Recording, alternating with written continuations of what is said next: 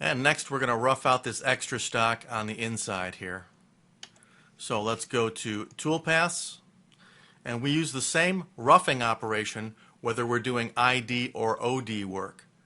The tool that we pick tells Mastercam whether we're working on the ID or the OD. So I can say rough and pick my boundary, and I'm going to start from here and cut along to here. And we'll OK that. Now if I pick this tool, it knows it's an OD tool. If I pick one of these bars, it knows it's an ID tool.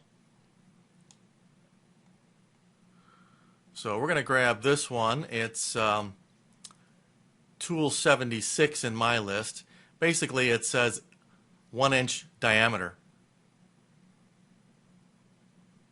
So minimum 1-inch diameter should get inside that hole with plenty of clearance.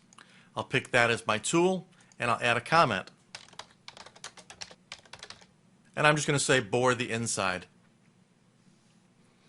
Now if we switch to our rough parameters, we're going to do a one-way cut as we normally would. You'll notice here for the cut direction and angle, you can see this time it knows it's doing ID work. I'm going to check my lead in and lead out. Lead in is fine. Lead out is pulling in this direction, and that's okay. But I do want it to extend the last part of the contour just by about 30 thousandths to make sure it fully overlaps that end cut. And we'll also have it do a semi-finish cut on this as well of 30 thousandths. And that should be all we need. Let's OK this. And there's our rough boring. So now at this point, if we wanted to get a better idea of what was going on with these, we could select this entire group and take a look at this in Verify.